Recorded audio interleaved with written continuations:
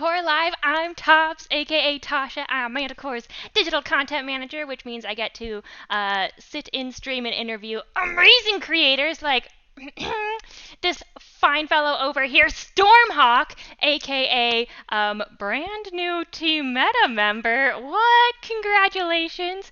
So, folks, if you are unfamiliar with StormHawk's creations, he has made some really incredible stuff in Core, and he happens to be very skilled at a few other engines, such as Fortnite Creative. We're going to be touching on the differences between creating in Fortnite and Core. And with that said, hello, Stormhawk. Thank you for joining me. Hi. I'm so glad to be here. Super excited. A little bit nervous, but Oh, heck yeah. you've prepared some really good questions, and I'm excited to talk about them. Oh, excellent. So, yeah, without further ado, we're just going to dive into these questions. So, Stormhawk, uh, what made you want to create video games? Let's start at the beginning. It's kind of an interest or hobby that I picked up rather recently. I played video games for Mm, almost all of my life, but mm-hmm. been playing since childhood, and then I kind of started making videos in high school, doing some funny Fortnite clips and like Oh, little skits on Instagram, just some comedic stuff. And then I moved on to Fortnite, making some YouTube videos. Participated in a few like cinematic competitions and stuff. oh my gosh. Messing around a bit. Didn't really know where I wanted to take it. And then in 2018, I discovered Fortnite Creative out of pure chance. Oh, And really? yeah, I decided, why not give it a try? So, It were you kind like of playing Fortnite and then you just kind of stumbled upon this mode and you were like, why not? Yeah, Oh, yeah. I oh, just happened. I was checking the news section on like their website, and I just happened to see an whoa. announcement for like Fortnite Creative, become Fortnite famous or something. It said, and I was like, okay, what is this? Wow. And I checked it out. Turned out to be sort of a game dev tool or platform within Fortnite, and I thought, I hadn't really been like building or anything before. Never done Oh my much coding God. or game So development this at was all. 2018. Yes, Okay, like late th 2018. oh my God. So 3 years ago. Oh, Yeah. not too So long. no, pretty recently. I'm kind of fresh still, getting Wow. learning the ropes. But yeah, so I gave that a try, and they were hosting like a competition where you had to create something original using Fortnite Creative and post it to social media, and they would pick their favorite submissions and feature them on the Battle Royale island. Oh my And gosh. I built like a gigantic robotic llama. I think I sent you Oh, a screenshot or yes. something. I'm not Okay. sure. And then, Not the speaking of best thing, but screenshots, I'm going to share my screen to present to everyone so we have some visuals to go along with this. So, without further ado, yes, here we go. Okay. I'm just going to have yeah. some of these playing while you talk. Okay, so you Awesome. made a Yeah. llama. Yeah. Like a gigantic robotic llama. If I'm looking back, not my best work, but it was a start, right? But yeah, and Epic Games really liked it, and they reached out to me, and I was sort of showcased in game, or it was showcased in game, and that kind of just kickstarted my whole game dev Oh career. my God. And yeah, so that was super super amazing, and just in a couple of days, everything happened. I was getting like contacted by pretty big YouTubers to build like Fortnite maps for them. I got in touch with Epic, like their Fortnite creative team. Got a supporter creator Oh my coach. So I could start God. making money. What? Managed to land a few like games, made some games for a few events, and made a pretty significant amount of money for a high school student. Um, or actually, I was in college at the time, Oh, and that kind wow. of allowed me. I was not happy in college, like with what I was studying. I was studying mathematics, and it was really boring. Oh no. Okay. So I was like, I need to do something different. And then Fortnite Creative came along, and I could, Yeah. comfortably uh, stop studying or Oh, drop that's out. You know, incredible. yeah. So then how did you find out about core?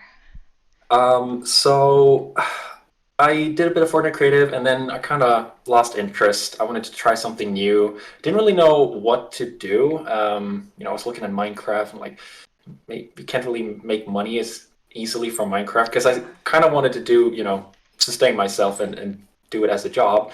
So I just happened to get a message from Elisa, uh, God Oh, King Gavsu, heck yeah. on Hashtag Twitter. Elisa appreciation. We do love Yes, Gapsu. yes, shout out to her. She reached out to me on Twitter and asked me if I would be interested in trying out core. And I thought, why not? And I did.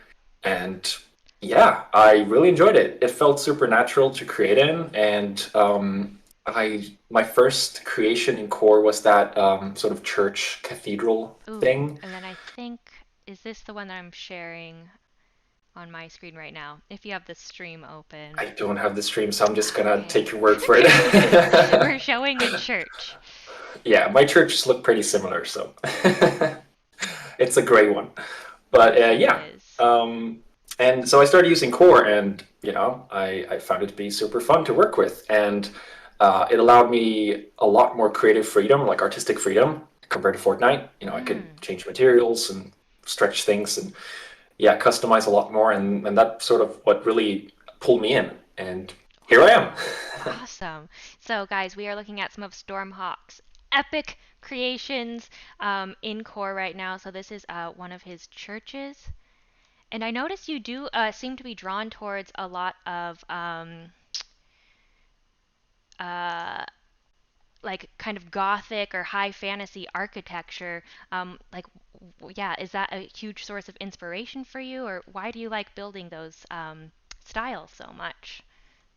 Oh yeah, no, like definitely, without a doubt, that's my main source of inspiration, and like what I love the most is definitely like anything fantasy themed. Um, it's my favorite genre and everything, like games, movies, books. Wow. It's just yeah, consume me. But yeah, I mean I draw inspiration from like high fantasy themes, with beautiful elves and all manner of magic, but also like realistic medieval themes, maybe like Yeah. dark fantasy and stuff like that. But yeah, I mean, I played games for a long time, so that's definitely inspired me. Mm-hmm. Oh, I any follow a lot favorite of games of talented yours? artists. Uh, oh yeah, I think one of my all-time favorite games is definitely Skyrim.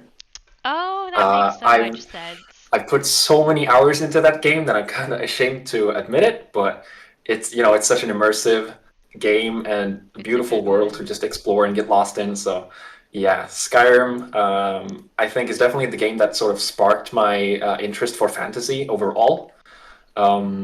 And more recently, I've been playing Dark Souls a lot, played through the series, and Ooh. that yeah I just love that art style and everything about it, and I think you can kind of see it being reflected in the things that I've been creating recently.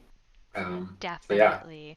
So, like, for this kind of high fantasy architecture style, are there any like kind of key elements you've noticed kind of like make up the buildings here? Like, I noticed there's a lot of decoration, trims, high ceilings. What are like some of the hallmarks that you like to include in these builds? I mean, I have to say arches. They're everywhere. Ah, Just yes. arches, archways, everything. Like it needs to be curved, it needs to be pointy.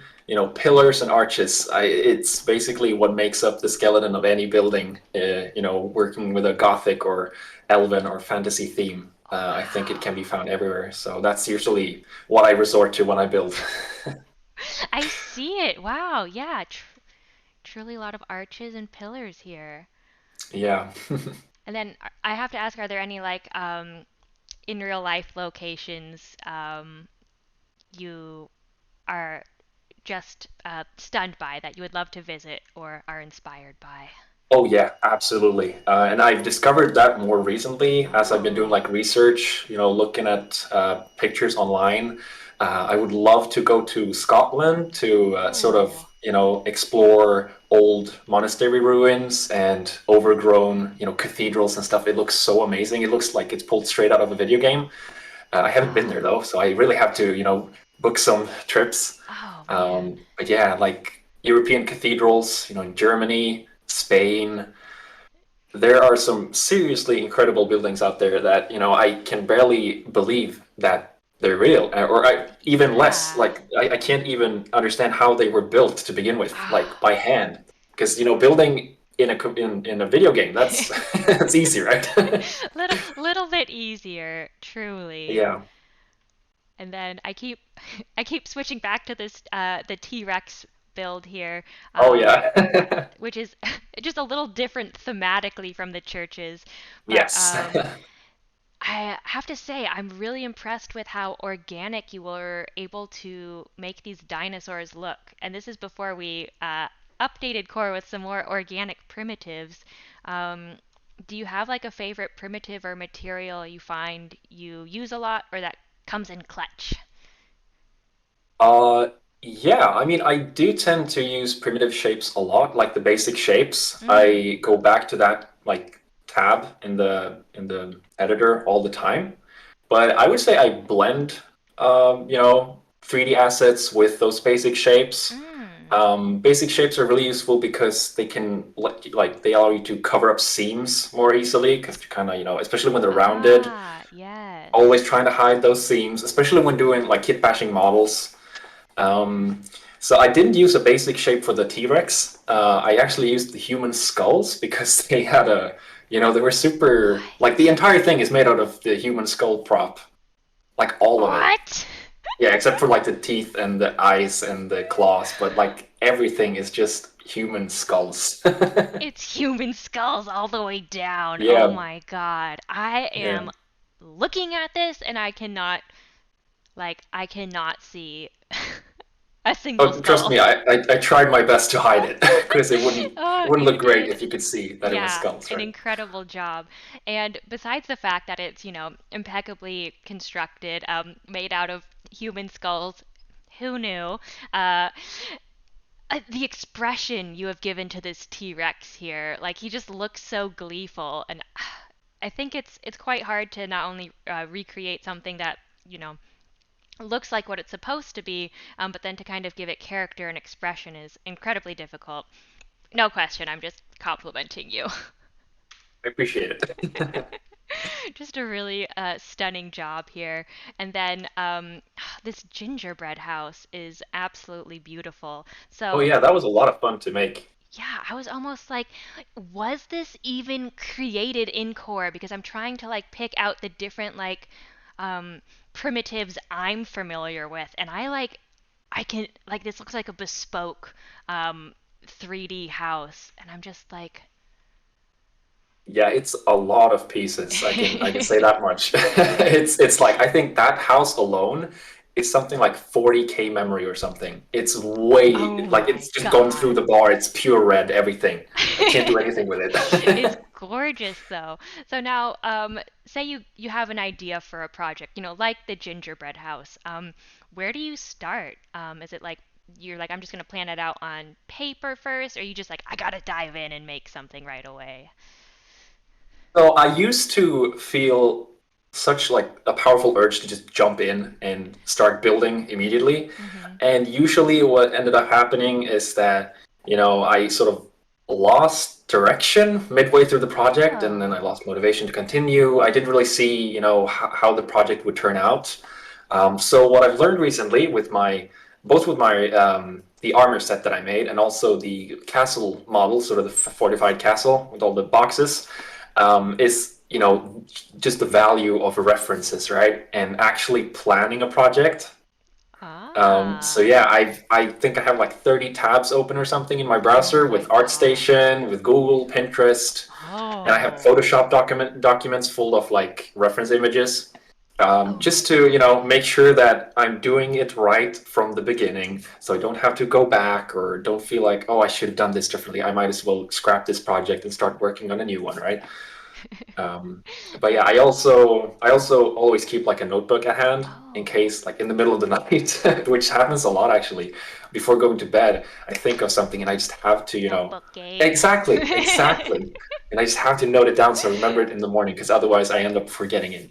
Yeah, there's been so many times where I'm like, this is the best idea, and I have to, Exactly. like, I can't. Oh, I'm the same way. I love that. So, Yes. have any of those ideas turned into the builds we see before us? Yes, actually. My game Oathbound, definitely. Ooh, I okay. think I had the idea for that game, like, or a vague concept even before I joined, like I was in the game jam. And during the game jam, like whenever I wasn't at the PC, like working on core, I would, scribble down ideas. I would write out lore. I would write out game mechanics, plan the different stages and levels, weapons, enemies, draw, write, just scribble. Um, so yeah, a lot of those ideas can be seen in Oathbound, Hmm. and also in the Fortified Castle model, definitely. Okay, so I'm showing everyone the fortified castle. So right now it looks like we're looking at perhaps this was built in Minecraft first, and Oh then yeah, wow. yeah. So I think I included that screenshot actually. So that's how I planned out the shape of the fortress Oh my actually. God. Because I mean Oh. I don't really know why. I think I felt like, just blocking it out would be naturally easy in a game that is made out of blocks, right? So it's not as big in Minecraft, like in the Minecraft model Hmm. there, but it's the shape. And then I actually went into core. I had Minecraft open on a separate like tab or Uh-huh. say on my monitor, like in the background, and I would replicate the Minecraft model block by block, but in core. So I used like 3 by 3 meter blocks or something in core, and then I used that. I had a blocky model in core, and then I remade that into the sort of more smoother white box model, and then I turned that into actual buildings. So it was a process. Wow. Yeah, so I'm like looking at so you created your own reference image really for how Yeah, you wanted the castle to look. Um, exactly. And that was based on a drawing I did in oh my my notebook. So God. it went, all the way. So this is like extraordinarily thought out. So now when you're blocking this in, um, what are you kind of like, what look are you going for here? Are you like, I want to make sure like the silhouette, feels big, imposing? Are you thinking about like the shape language at all? Like you mentioned, oh, it has to have, like arches and pillars. Um, yeah, I guess I'm wondering what your thought process is as you're creating these sketches or block-ins. Yeah, so I'm going a lot by theme, sort of the Mm. atmosphere I want to create. So here I wanted something dark and kind of, looming over the player, kind of intimidating, like you said. So I wanted something big, huge, tall, with thick towers and Ooh. like brick walls with large support pillars. I added some like spikes on the walls to give that sort of menacing look. Oh, I love um, that. yeah, try to go. There are some like broken down sections of the walls, showing the decay because it's meant to look like sort of an abandoned fortress of some kind.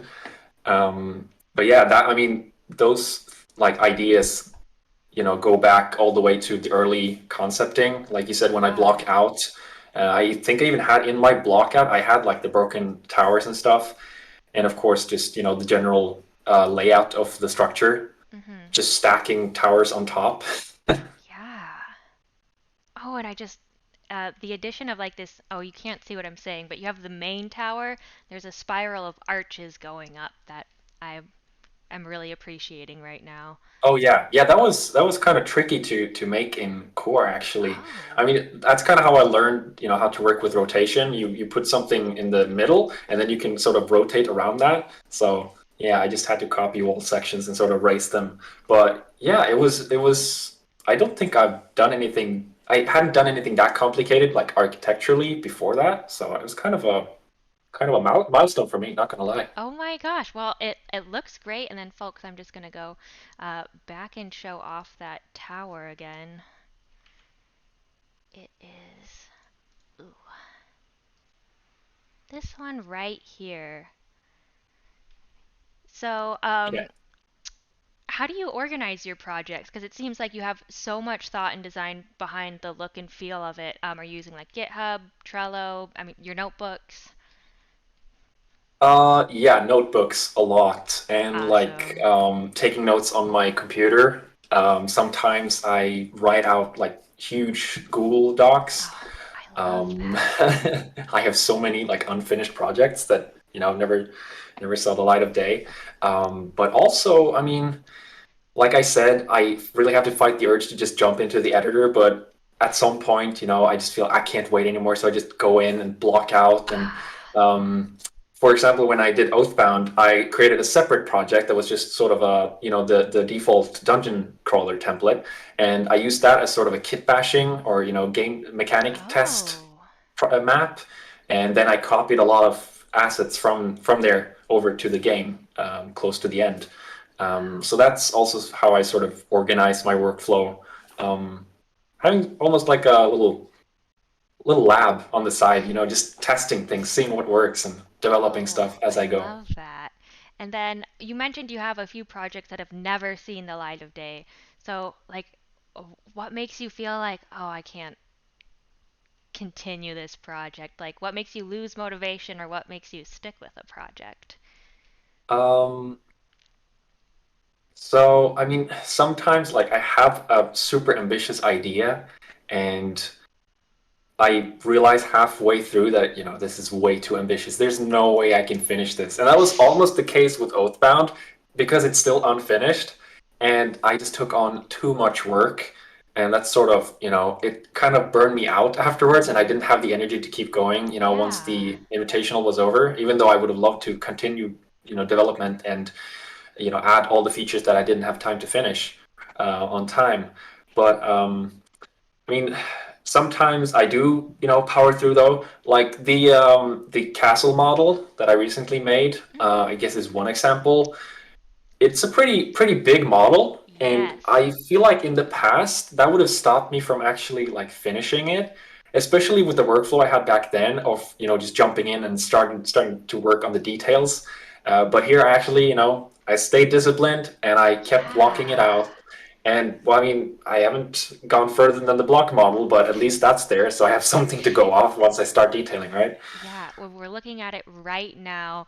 So, I mean, I was showing it on screen while you're saying sometimes a project feels too ambitious, and I'm just I was gonna say if this isn't too ambitious, what is? This is um, absolutely stunning. Um, so when you're constructing like these fortified castles, uh, are you thinking at all about like the function of each area, or does that kind of come after you've constructed it and you kind of like, oh, this might be, the blacksmith area, or so and so might live here?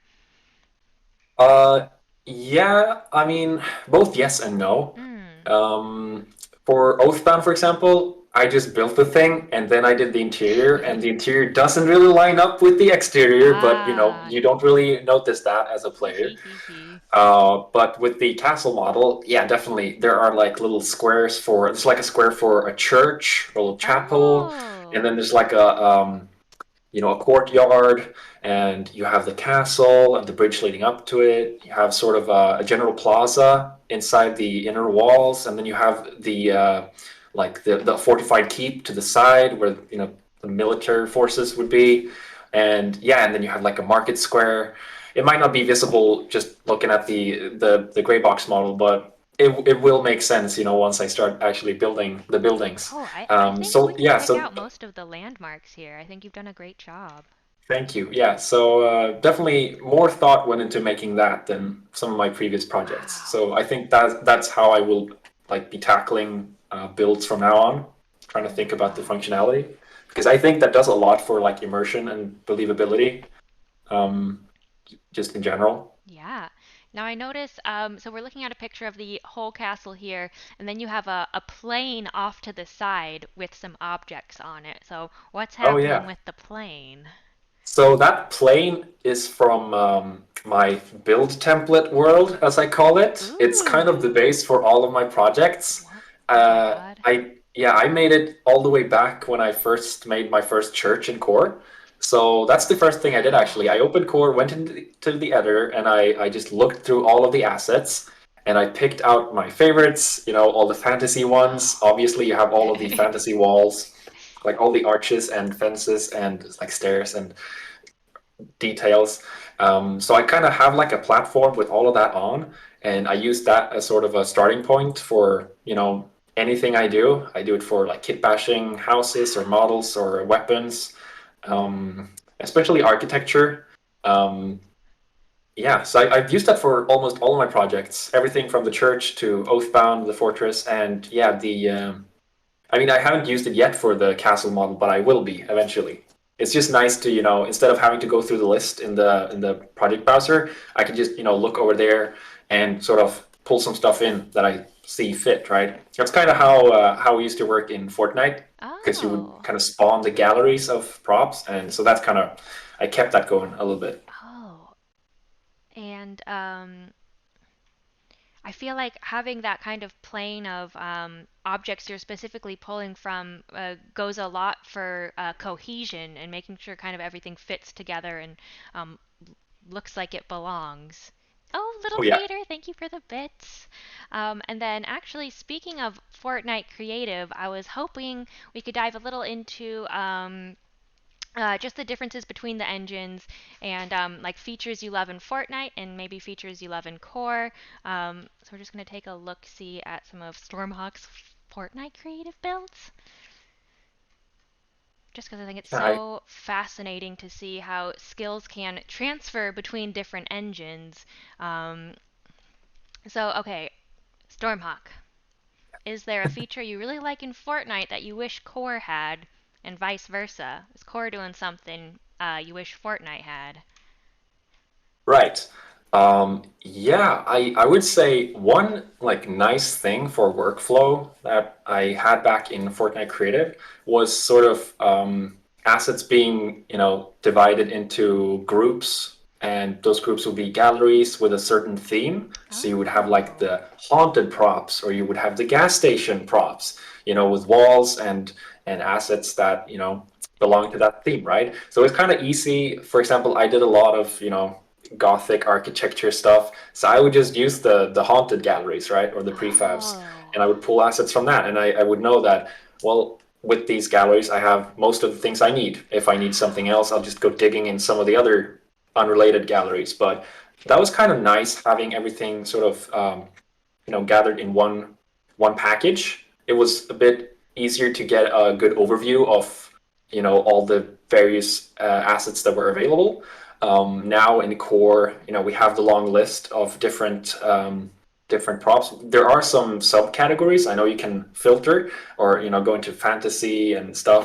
I never do, so maybe that's why I'm I'm missing that feature. I just scroll through the whole list. I do that so many times a day. I'm starting to learn, where all of the props in core are, which I don't know if that's a good thing, but yeah.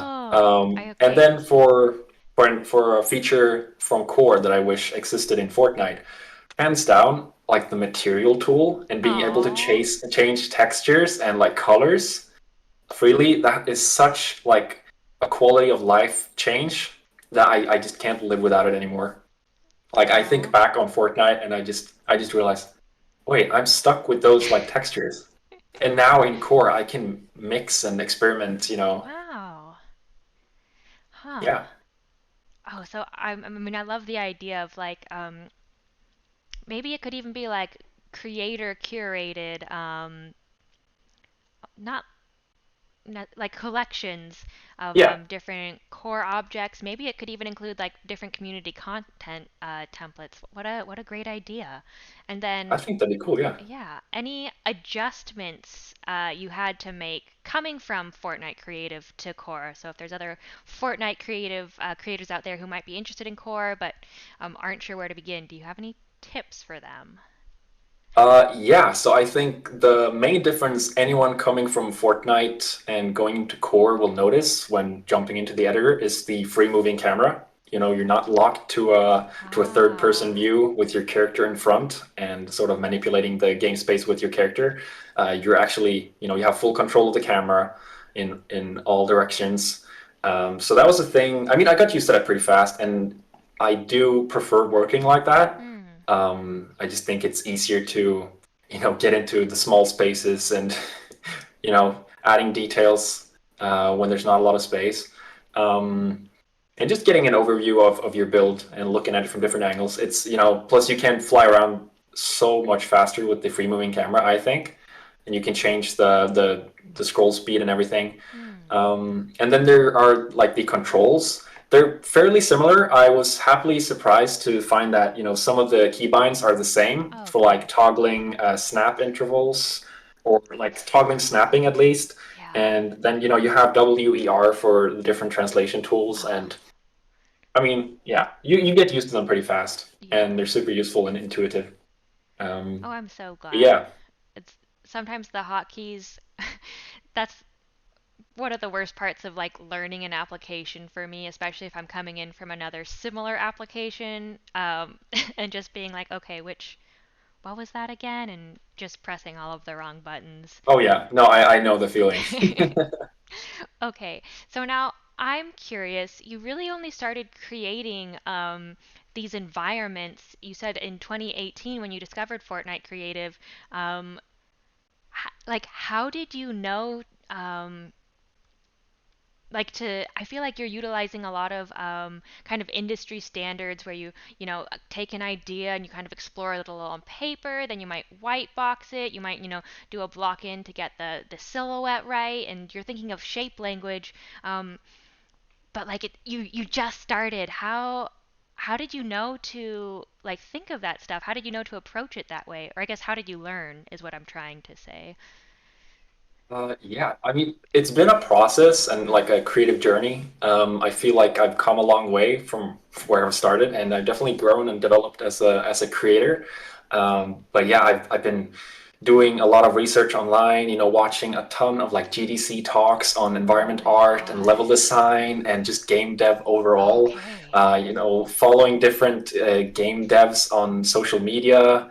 It's super inspiring to see, people going at their different projects and yeah, I mean, and of course, just practice and learning by doing. I'd say that's the most important part. Just, I improve with every build, and I'm sure everyone else does as well.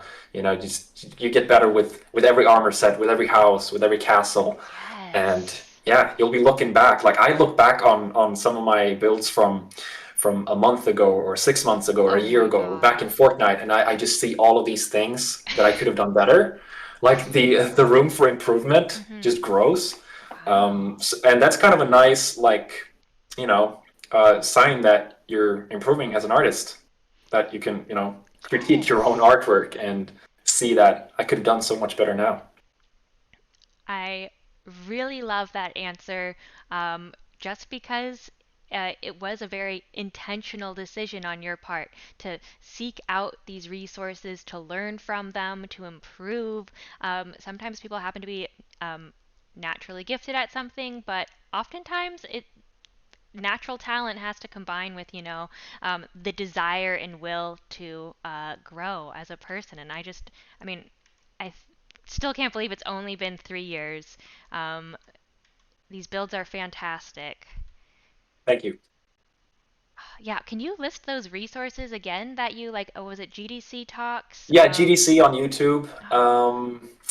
There's another channel, but I mean, basically just like look up like game design or environment art or stuff like that, and you will find a ton of resources like veterans from the industry giving their advice on, how to approach environment art or level design or anything, whatever you want to get better at. There's so many great things out there that you can learn from.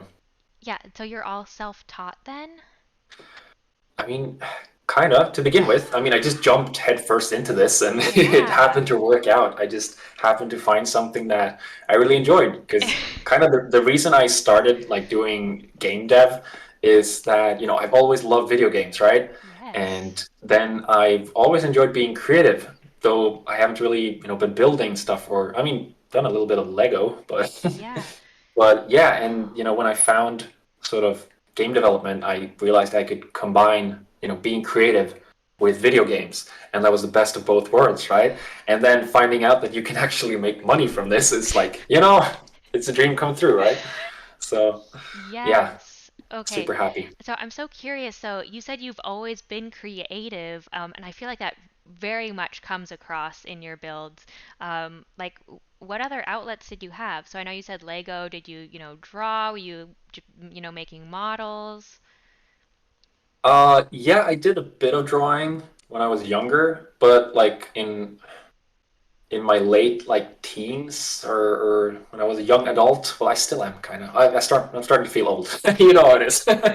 But yeah, I kind of stopped drawing, and then I picked it up a little bit recently, trying to develop my sketching skills or my drawing skills to complement my builds. But yeah, I mean, I didn't do it for the longest time, and then I sort of started doing those clips on Instagram, and I got to be creative with the editing, doing fun things and coming up with, innovative designs or little, transitions and stuff. And I think that sort of sparked the interest to work digitally, being creative. Wow. And then something else you said that I think is such a great skill is being able to look objectively at your work. So you're saying like you're looking back at your past projects and being able to see what you need to improve. Um, I guess how do you stay honest with yourself? Well, I mean, in my case, like I'm such a perfectionist.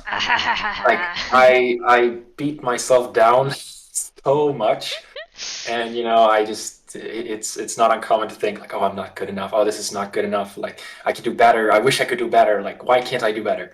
But something I realized recently as well, because this is a constant learning process Hmm.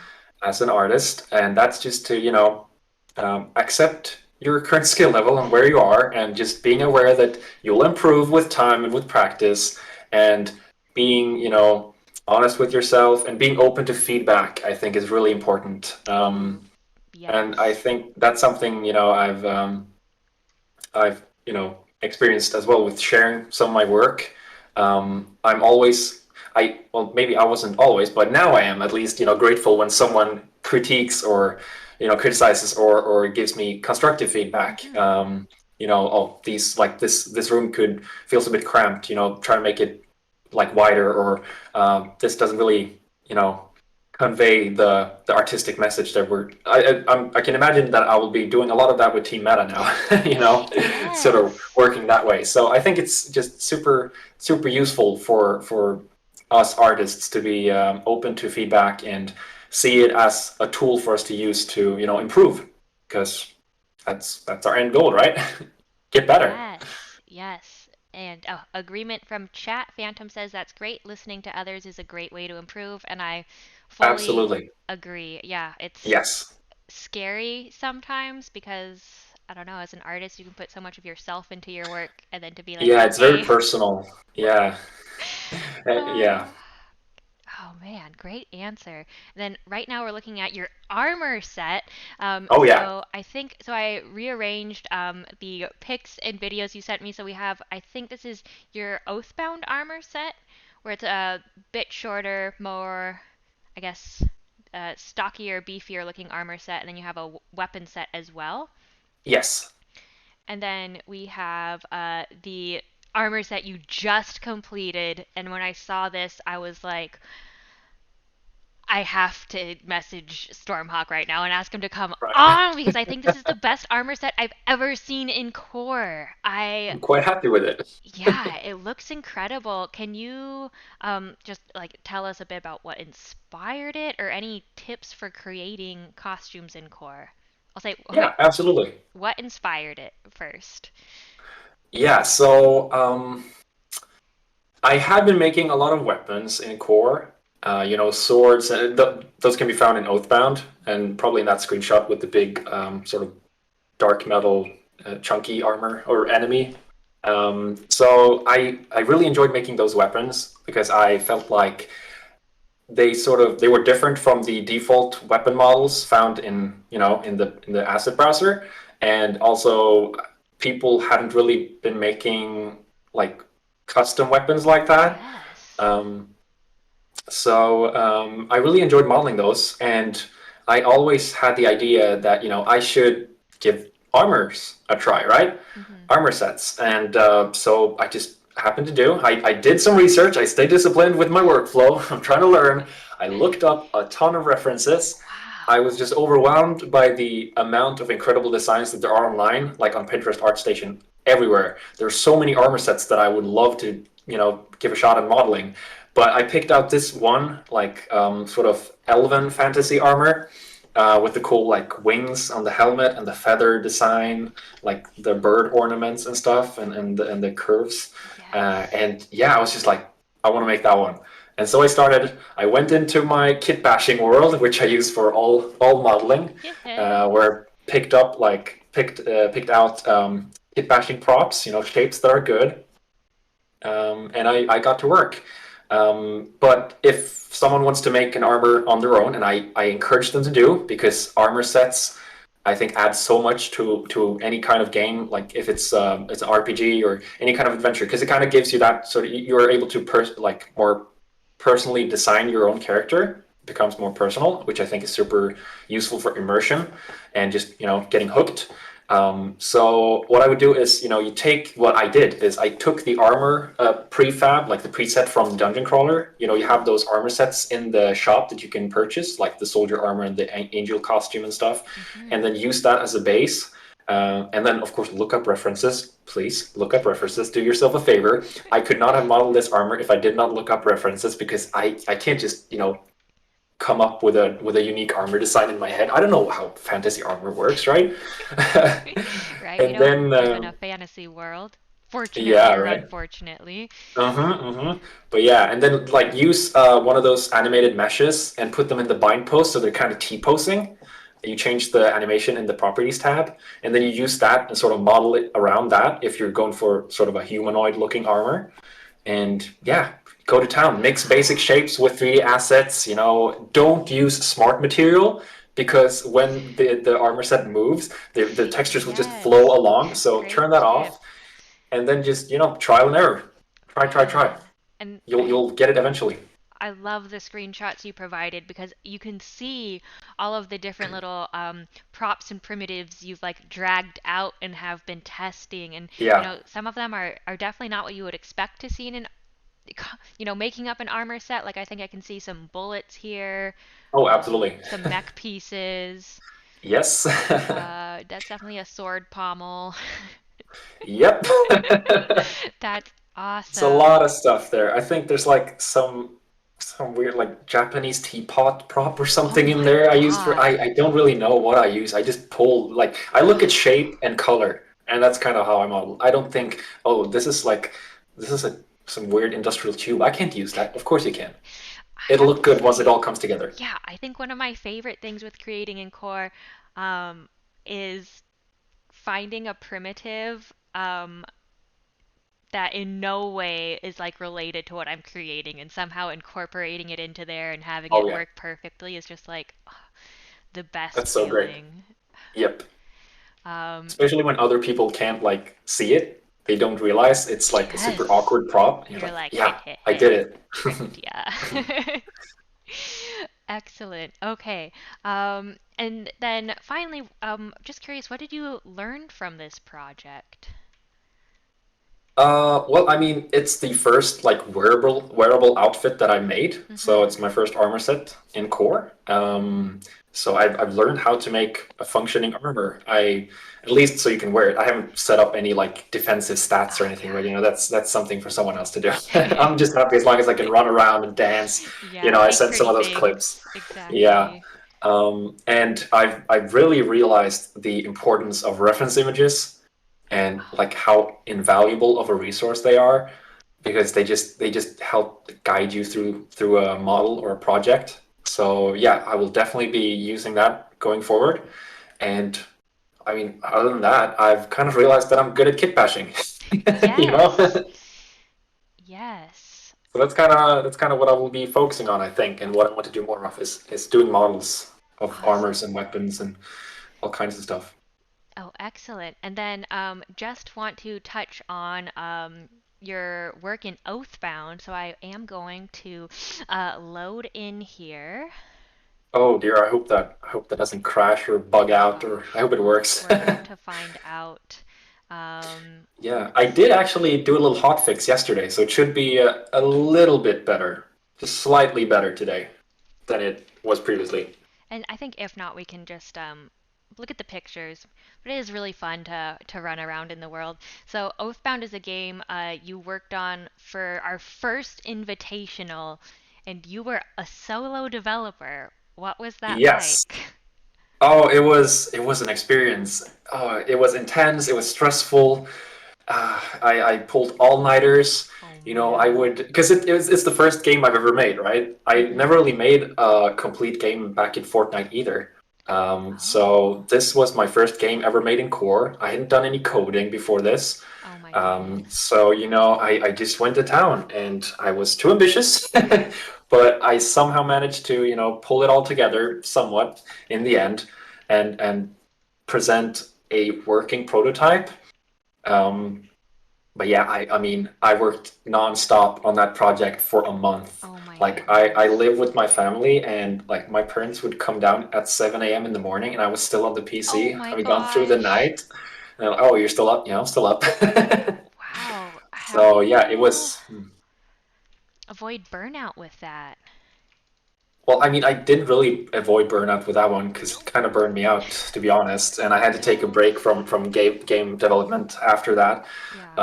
But since then, I realized just how important planning is, and like restrict yourself. Don't like go for don't make like World of Warcraft as your first game. Everyone wants to make an MMORPG, right? But Mhm. it's just not going to happen. Like, sure, you might feel motivated to begin with, but a couple weeks in, you're gonna realize what I realized, and that is I can't really see this project coming together because I don't have a clear plan, I don't really have a direction, I don't have everything laid out. Mm. I don't know if it's all going to come together right. So, I think the main takeaway for me from that project was just plan and look at your idea and like turn it back like a couple of notches. Just don't be as ambitious. So instead of making like a huge adventure RPG, if I was in the Invitational now, I would have Mhm. probably gone for like a single or double or triple level RPG adventure with maybe a few NPCs and a short story rather than a massive fortress that I didn't even have time to furnish like all the way up because you can only like explore the dungeon part right now. Like I'm thinking about doing a sequel where you can actually climb the tower to the Oh top my because that was the god. idea to begin with. So yeah, plan your projects. Do yourself a favor. And it sounds And like keep the scope small. yes, yes, it's hard, and I barely did it with the castle model, but just try. You'll thank yourself. I mean, this is pretty incredible though. It seems like the combat system is working as I just died. It is working as intended. All thanks Oh. to the wonderful creations from the community, found in, Oh. in community content. I couldn't have done it without them. Oh, I love that.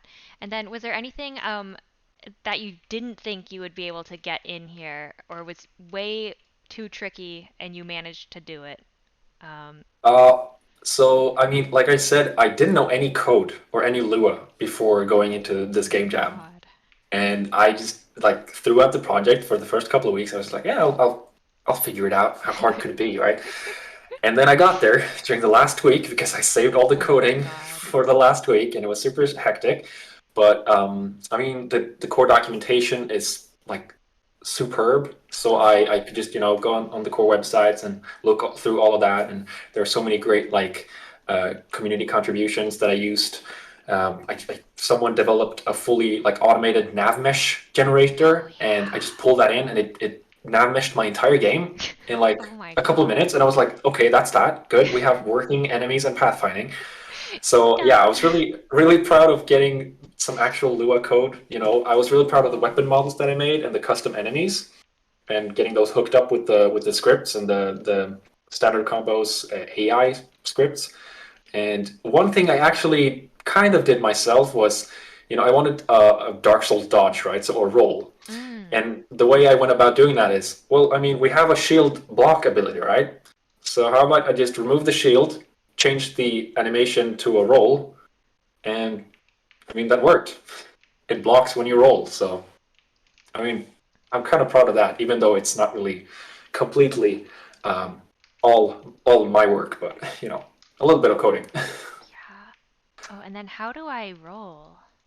I think it's Control or Shift. I didn't have time to put in a Oh yeah. tooltip for that. and it Excellent. should be like it should face the player character now. Before it faced like your aim, so no matter which way you were faced, like your character was facing, your roll would always like go forward, and that was super annoying. Oh, So fix that yesterday. yeah. You're welcome. Oh, yeah, it works great now. Now I have a big stabby sword, so let's see if I can get these guys. Yeah. Excellent. Yeah, I apologize, beforehand if anyone watching decides to check out Oathbound. If you haven't already, I'm sorry that it's unfinished. Hopefully you'll have a little bit of fun just exploring. There are some like working doors and puzzles in there, a little bit of a few enemies. The whole thing isn't populated yet, but yeah, some things aren't working as intended. But yeah, have a run through, see what you think, and I'll hopefully return to the project eventually Yes. and update it and finish it. I mean, it's a great foundation. Okay, StormHawk, we have 4 minutes left until All it's right, let's go. 1 p.m. So I'm going to ask you one last question, and then I think you might have some questions for me. Might have. Yeah, we're going to turn the tables here, and you're going to ask me questions. So last one for you. Favorite games in core that you didn't create Oh, yourself? yeah, so I'm quite ashamed to say that I haven't played nearly as many games as I should have. I've been pretty inactive, in that sense in the community. I've mostly been creating. I did used to play a lot more, but Mm. some of my favorite games, like nowadays, is Hellbreach from Yes. Detonair. It's such a cool game, and I just love sort of the grindy, shoot 'em up sort of, just progression, and the atmosphere in Avius is perfect, and yeah, it's super intense. Definitely gonna be playing more of that. King Soul by Alex Blackfrost is another favorite because Oh, it's super like Souls-like. It doesn't have a lot of plays yet, so I definitely recommend people check out King's Soul. King Soul. Um, it's like a roguelike dungeon delvers Souls-like with awesome like parry mechanics, and it's got a level up system. The combat feels super fluent and tight, so it's really nice. I finished that today. I managed to get to the top of the map and Oh my beat the bosses after many tries in true Dark Souls fashion. God. Oh, So yes, super cool game that I definitely recommend. King Soul. And Oh man. yeah, I also have to shout out Online Peace by Eskel because I was Ah, recently commissioned by Eskel to model some weapons oh and my characters God. for that game. So if you're playing that, hopefully you'll see some of my models pop up. And I'm working really hard on them Wow. and making sure they look extra good. Okay, I know I said that was the last question. May Hmm. I ask you one more question besides this, which is also technically a question in itself? Go for it. Excellent. Okay, so at the beginning of the interview, you said you had like YouTubers reaching out to collaborate with you for Fortnite creative maps, and now you have also the top core creators reaching out to collaborate with you. How do you let people know you're open to collaboration, and how do you kind of foster those, business relationships? Um, to be honest, I think I'm doing a pretty bad job at like advertising myself. I'm not really active on social media. I should Huh. definitely put a lot more effort into that. But I mean, some of the recent like opportunities that I have been getting have been through posting my work on the creator disc, like the core creator Discord showcase channel on Twitter. Um, I should be making videos. I used to, but I haven't done a video in a long time. But I think that's a great way of like showing off your work. And yeah, I definitely recommend using the creator Discord on the showcase channel just to post updates, show what you've been working on. People love seeing it, and everyone's super supportive. And I love seeing what you guys are making. So it's a super inspirational for me as well. So Oh, yeah. awesome. I just think it's so funny. You're like, oh, I'm not active on socials because it was your post on Twitter that I was like, oh my God. I was like, You I see, I gotta should ask post more, right? Stormhawk. Yeah. Excellent. Okay. And then I suppose I am ready for you to ask me some questions. Yeah, so there were a few things that I would love to ask you actually. Cool. Trying to get some behind the scenes information I'll do out my of a Manticore best. employee, right? I'll do my But best. yeah, so let's see, which question do I want to begin with? Oh yeah, so you've been involved with the community content creators in Core, and sort of highlighting the work that's been being put up there. And you showcased some of my dinosaurs when I made those, which was super Yes. awesome.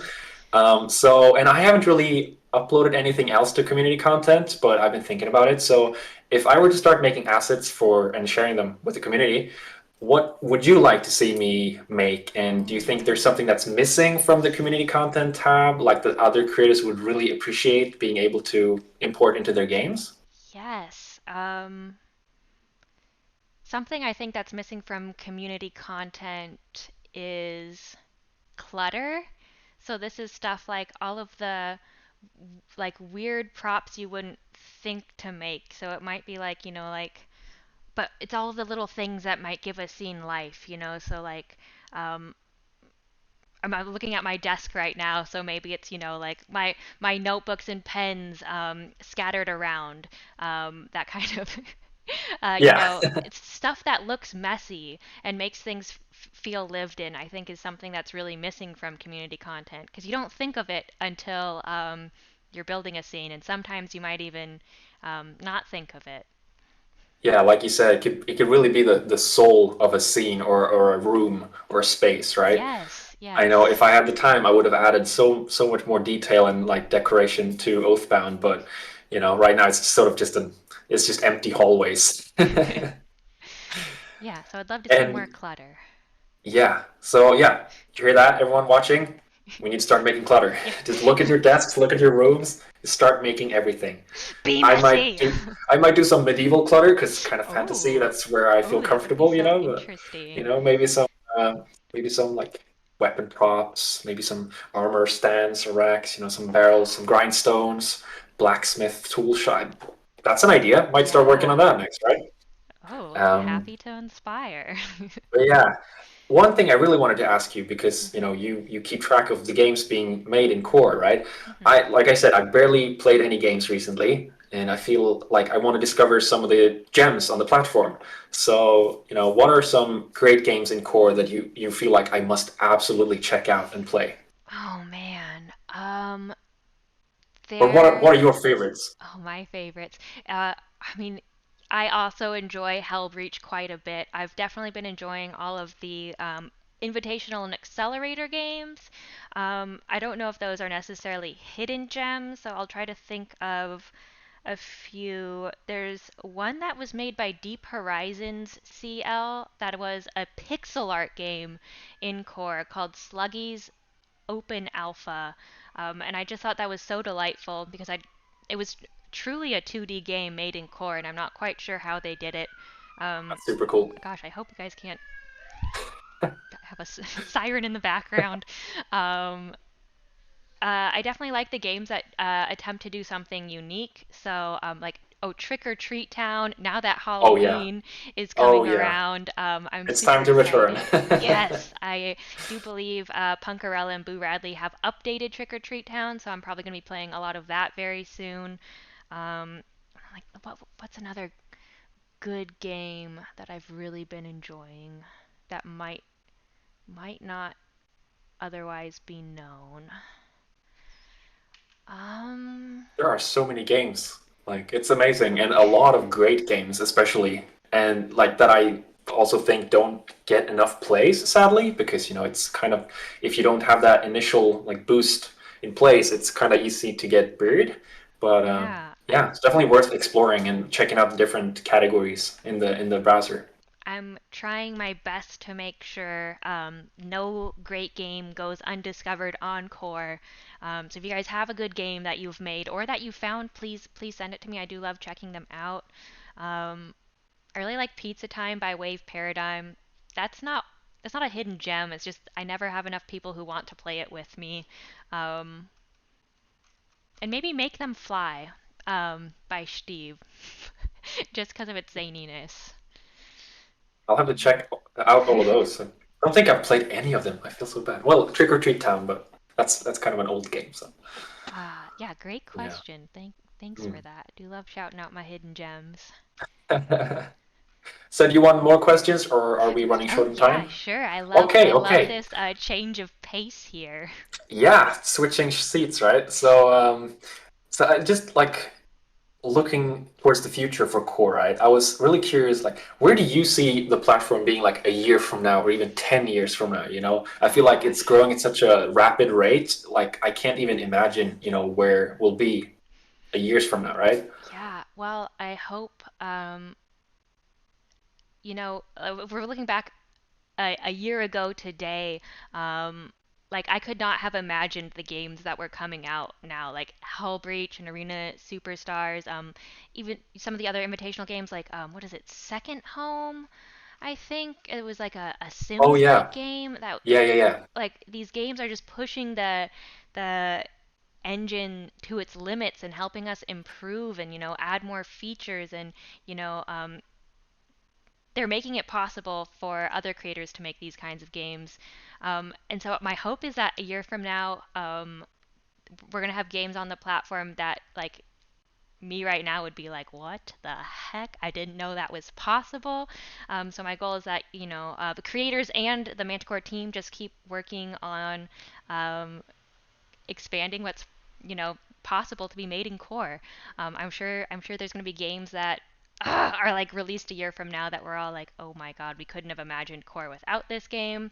Yeah, I would love to see more creators and players. And I love the multiverse kind of theme we have going for us, and I would love to dive deeper into that. That's just me Yeah. personally. Yeah, I actually have a question going into that, like with the whole multiverse, because I love that as well. Like the whole hub area, like Hmm. loading into Core World, just seeing all the Yes. players and chatting and all the portals, people running around on their mounts and browsing games. It's super cool to see because it kind of reminds me of that Ready Player One vibe. That I just dream Yes. about becoming a reality. I want to immerse myself. I want to put on a pair of VR goggles and just get lost in a massive like Well, virtual I universe. mean, imagine like exploring a StormHawk castle, Right? right? That would be so cool. With I'm like an not epic confirming flaming that sword VR in the is a head. planned feature. I'm just saying that would be fun. That would be cool, yeah. So like do you think Core is sort of growing towards becoming that kind of a virtual reality multiverse? Not necessarily Ooh. virtual reality, but at least like a massive, virtual universe, which it Yes. kind of already is, but Yeah, with the I mean, direction it's going in. I definitely feel like we're growing towards the multiverse, and I would love to have us be the multiverse. I mean, I'm starting to see it, especially as you said in Core World. It's so fun to see like all the little portals pop up, and you can jump into other portals people have spawned. And even in some of the games now, we're starting to see like someone released a team deathmatch game that featured a lot of maps that just portaled to different like themed locations, and I just thought that was the epitome of the metaverse. So I'd love to see more games like yeah, spanning across different worlds. Yeah, something that's really been like giving me that sort of Ready Player One vibe of like interconnectivity between all the different like realms existing inside the multiverse are that's the new reward point system. You know how you can Ooh. jump into different games and you're rewarded with reward points, and that you can use like outside, and it spans across multiple games. And I even think like in the hub right now, there's like a leaderboard for Oh, is either a there? game or Oh. yeah, I think it's for a game or something because I could see myself. Oh, like I'm spot like placed 970 or something, and someone has like hundreds of thousands of points more than me. But it's just super cool to like see that integration, the sort of blending together of the different games and the experience overall. I think is super cool, and I hope we'll Ooh. see more of that. And just getting that feeling of jumping in, and everyone's popping in and out of existence with their avatars, and they got maybe like gear from different games, and that you're Heck showing yeah. off like their progress in different games. So yeah, super cool to see. Oh, I'm well, excited. I will pass on your compliments to the team. I know that is Please do. yeah, a vibe they've been working to cultivate. So I'm very happy it's kind of coming across and taking It's getting shape there. and Yeah. yeah, very exciting. All right, was that it for my portion of the interview? Well, let me Is see. there any other I did questions? have one more Ooh, question. okay, one last question So for me. back when I was doing Fortnite Creative, Mhm. I had the honor of being invited to a few real life events. Mhm. So I was invited to E3, where Fortnite had a booth, and PAX South and stuff in 2020. So I was curious, do you think there will be any like IRL core events, like core being at E3 or Oh man. hosting a local game jam for chosen creators or anything like that? Just be super cool to, meet creators and connect and just vibe.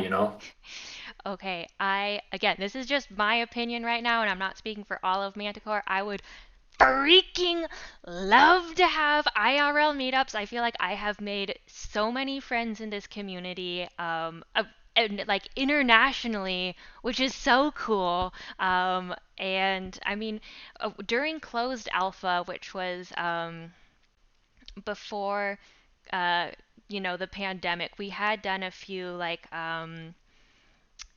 we sponsored a global game jam site, and there was a few of us Oh yeah, Manticore employees who got to interact with some students who were using Core at the time, which was really fun. And yeah, we had some tentative GDC plans that were unfortunately did not happen because the whole world went into lockdown. So, yeah, it's hard to say. Of course, Manticore isn't gonna put anyone's health at risk, but should it be safe to have meetups? I would love to meet up with everyone and yeah. see you Me too, guys in real life. Ah, definitely. It'd be super cool. One day we can dream. one day. Yeah. All right. Okay. So is that the last question? Yeah, that was. I think that was all of my questions. Yeah, Oh, thank you so much, you're StormHawk. welcome. Excellent. All right, and I mean, thank you for coming on and answering all of my questions as well. And then if people want to follow you, they can check out at StormHawk underscore underscore. On And Twitter. yes, and then you do have a YouTube channel as well. And can I they do, find that? although not as active, but I hopefully I'll start making some videos. So you could, Ooh, subscribe for the time being if you want to. excellent. Oh, StormHawk on yes. YouTube. And then City of Mercy is linking your socials in chat. Oh, shout Thank out you City of so Mercy. much. Thank you so Really much. appreciate it. Thank you. Ah, excellent. All right, Stormhawk, thank you so much for coming on. Community! Thanks, Stormhawk, for coming on. And with that, we're going to sign off. Folks, stay tuned at 3 p.m. We're going to be revealing some new models and buildings for Core Live Makes the Game in Core. It should be very exciting. That's at 3 p.m. noon in 2 hours from now. And then me and Stormhawk are leaving the stream. Thanks again for coming on, Stormhawk. Bye, Thank you so much for having me. everyone. Bye bye. Bye.